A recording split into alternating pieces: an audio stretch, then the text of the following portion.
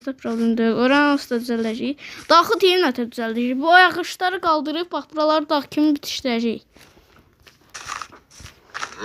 O da biraz çətin olacaq dostlar. Onu gör. Hesabı gör. Səncə hava atın oranı şeydir. Ne kadar şeylerimiz var. Oyda, beta'da oynayırdıq bir dəfə. O qabı, bax onda, ayda. Bax onda nə idrak edirik, onu bilirsən. Mama mən də şey dəmir idi. Sən mənə dəmir vermişdin.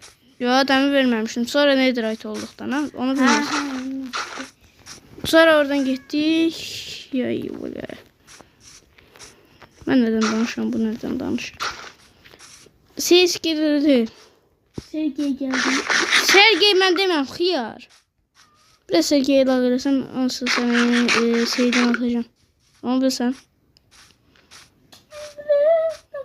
Elə atacağım ki, xalikdə sənin təzdən onun düzəltməsinin yolu olmuş. Gələk Minecraft'ın sırf gələsən.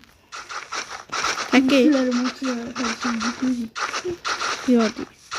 Nə olsun, hər şeyin getməyəcək, nə olsun, elə hesabın yerində dursa, elə təzdən səni gətirə bilmişəm ama. Getəmiz, hər şeyin gedər. Ama Xalik orada istəyir öyle şey olmasın, ama olmur da olmur. Xiyar deyil. Xalik büyü masası orada deyil, büyü bassan bas. Lazım da. Mən də kazan büyülüb bana. Sən nə büyüsün bana? Bilmem, bəlkə lazım olsa. Verimlilik 3. Verimlilik 3. Məndə nə büyüsü var? Məndə çarp 2 var şeyimdə. Qazmada yox. Məndə rəqəmistə. Məndə sərvət büyüsü var qazmamda. Sərvət neçə? Sərvət 2-dir məndə də. Çarp 2, verimlilik 2 var. Mən balkonda çarp 2 var. Ay belə, yaşar. Yaşar, zombiler spam olacaq. Zombiler spam olur.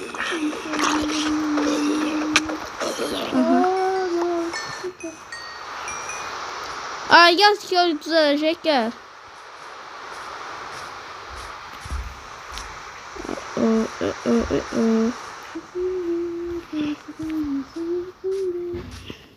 Sən neredesin Xalik?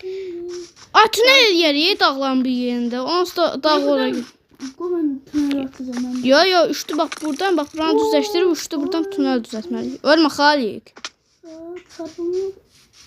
Elmas kondursan. Tek atsan. Oy böyle. Xalik onu sen. Sarılayı sevmeyiz. Hayır, bir yanlışlık var. Ne şey dostmuşum. Atır değil. Daş get pişir. Çok daş yığdınsa.